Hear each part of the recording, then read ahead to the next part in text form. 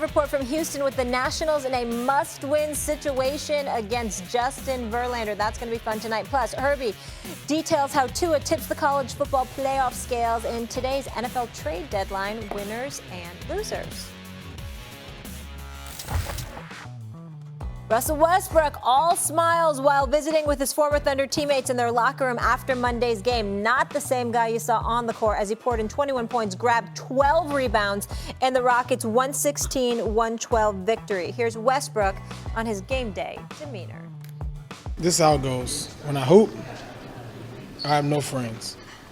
On the court, they know not to talk to me, but Steven's a real close friend of mine. But on inside those lines, there's no friends. Spalding, that's my friend, and my teammates, and that's it. But before the game, after the game, I'll talk to my guys. I'll go talk to them right now, but doesn't mean that I don't have friends. But during the game, I don't. It's that simple. If you try to be my friend, I ain't gonna say to you. With it, not in the business of making friends.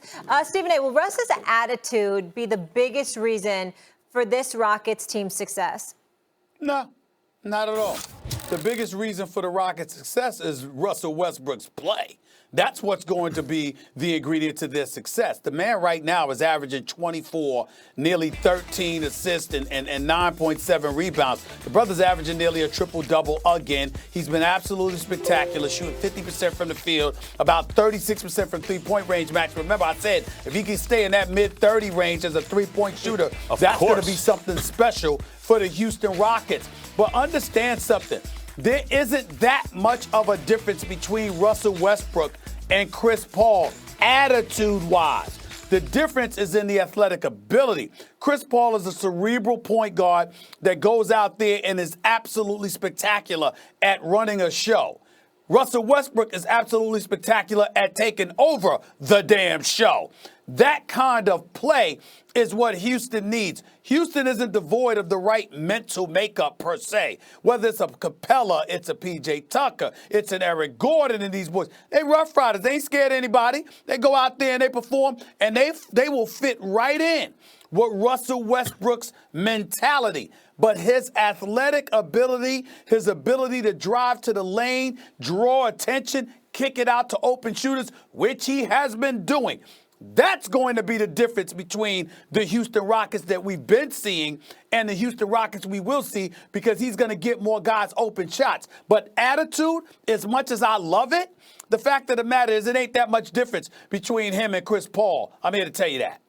I think there's a big difference between him and Chris Paul, and I do think it's the attitude, and I do think the attitude is the biggest thing he brings to the Rockets in the event that they have more success than they've had in recent years, which is a lot of success. Look, a lot of the hand-wringing about Russell Westbrook and his psychology, and he's doing this, it's just that he's not a better shooter. Like, if Russell Westbrook was a 35% three-point shooter, he'd just be the best player in the world, and no one would say anything about any kind of problem anywhere. But, Stephen A., when you talk to guys around the league, at least when I do, I get a sense that there's more love for Westbrook than for Chris Paul. I do think there's a difference between kind of a sense that Chris Paul is controlling as a point guard and as a presence, and Russell Westbrook is effort as a point guard and as a presence. Obviously, Chris Paul puts a lot of effort. But Russell Westbrook's kind of all-out competitiveness on every play, every single night is different than everyone else's. There's no one else like him in that respect. It's the reason he is my favorite player. And of course he's a little bit better at this point in his career than Chris Paul. I mean, you just said it. He's coming off 3 consecutive seasons of triple doubles, and here he is doing it again in a new environment, right, with James Harden on the team. But why do I say the attitude is the number one thing? Stephen A., that have no friends, no shortcuts, no nothing, all out all the time. What do the Rockets actually have to overcome, in my view? It's James Harden's hiccups under pressure in the playoffs when the lights are brightest. Don't shoot that ball looking to jump under Draymond Green's legs and draw a foul. Shoot that ball looking to hit it. I don't think anyone better kind of exemplifies that attitude, that no friends, always trying to win at any cost attitude, as Russell Westbrook does. And I think if there is something he can bring to the team that can change that dynamic under pressure, with James Harden, and I know Westbrook hasn't always been great under pressure, but it's never because he's afraid of the moment or afraid of failure. Sometimes I feel like it's because he's pulling too hard, because he sees that he wants to win so bad he's pulling too hard. But I never feel like he's shying away from the moment or from the competition. And that's what I felt at times under pressure that James Harden has done, and I think Russell Westbrook will be a good influence in that respect. Here's where you're wrong. What you're missing is that although you've accurately highlighted and dissected the personality of Russell Westbrook, what you have missed is that he's a standalone kind of guy in terms of that attitude. His teammates haven't necessarily enough. Yes, because they give you extra attention. Is it on other people too? Yes, but it's also on the player. Max, let me ask you this. How do you know he's not open enough when you see Baker Mayfield running for his life because the offensive line isn't protecting him enough, or he's throwing a damn interception?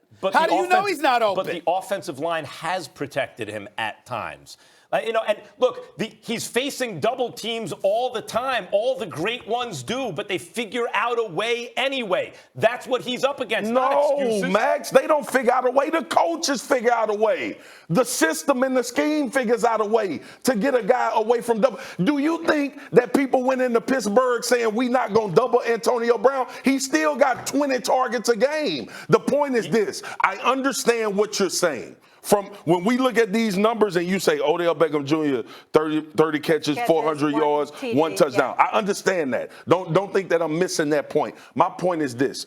If you have to go through 9 or 10 things before you get there, it's probably those 9 or 10 things as a result. Marcus, you're arguing that other things contribute to Odell's lack of productivity. I'm not arguing against that, but he is included in that list. But you're saying and the Patriots game shows. The question is, has he been a disappointment? Yeah. We don't know. He don't have the opportunities. He should have been targeted more so far. Can I ask you a question? Or else other guys should have been catching balls. Is this a worse situation for him than when he had Eli at quarterback? No question it's the worst situation. But this, first of all, I was never on this Cleveland hype train that everybody was on. I expect him to do better. I expect Baker to do better. But this is a byproduct of a team right now with a head coach that's pretty much clueless offensively and a quarterback that's not as good as everybody think he is. That's the bottom line. We talk about Eli declining. What was the only glimmer of hope for the New York Giants when they were bad? Odell. And why? Because they threw him the ball 15 times a game. Well, that's why. Like, Max, this ain't rocket science. Think about this context. You said Odell enough, actually, to tell you the truth. 7 balls, and we talking like that's supposed to be what we want him to do. Like, what's the expectation? But like 9-10 targets. Who's getting many more than 9-10 targets? Is a lot of targets. 7. He got 7. He could have gotten the ball thrown to him a couple more times. Max, you know you're going to get fired. They lost by multiple touchdowns. If you're a head coach and Steph Curry don't take 27 shots, you're going to get fired. You're going to get fired. But like, if that's not. So what are you arguing? That he could have had 2 more targets? They're behind? Why aren't they throwing to him more? You know what? Because great coaches figure out a way to get their best players the ball. Whether it's bubble screens behind the line of scrimmage, whether it's reverses, whether it's double passes that Odell has shown the propensity to throw, we talking about 7 targets to arguably who you say is the best receiver in the game. You agree that Baker Mayfield and has we're had a talking disappointing about season? 7 targets from You know why? Kitchens, he touched the ball who every was like, play. we targeted him enough. Hold on. But I mean, you listen to Kitchens, he's acting like 7 targets is plenty. Yes. It's not far off. It's less than it should be, but it's not far off. If you think Baker's been disappointing, part of that is his own talent, and part of that is the way he's being used and protected. You even brought offensive line protection. So his own talent, the way that he's been used, but it comes back to Odell. Think about what you just said. I'm not comparing Baker to Odell as a talent. I didn't say you were. But what I'm saying is, just as Baker has been made to look worse so far than he actually is, and so has Odell, doesn't mean that Baker hasn't been disappointing, and so has Odell. He got 6 Baker has the ball in his picks. hands. Odell Beckham Jr. does not. He got 6 touchdowns and 12 interceptions.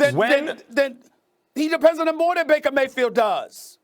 Yes, a receiver is more reliant on the quarterback than a quarterback Max, is on a receiver, or a running back is on a quarterback. That is true, Max, but part of it is on the receiver. Why do quarterbacks get paid more than everybody else? Because they're the most important piece on the team. And reason being because they touch the ball and they have more of an impact on the game than anybody else. You gonna sit Meaning here and that try, they would be more hurt by a head coach. Are you gonna try to compare that Baker Mayfield and Odell have the same responsibility to that team? No, of course not. Baker has a bigger responsibility. Odell's a better player. And Baker touches the ball every single play, and he has 6 touchdowns and 12 suggests picks. that the coach is more important for the quarterback than for anyone.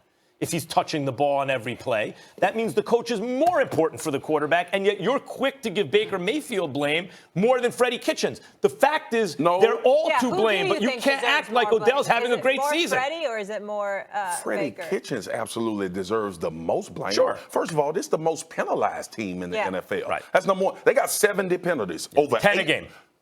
You serious? That's head coach. The other thing is when you talk about turning the ball over 3 times when you start possessions, and you know New England is the best defense in the league, that's on coaching. You're not putting your players in a position. That's why I can't say that Odell Beckham Jr. has been a disappointment. Max, it's not. We look at the numbers, yes.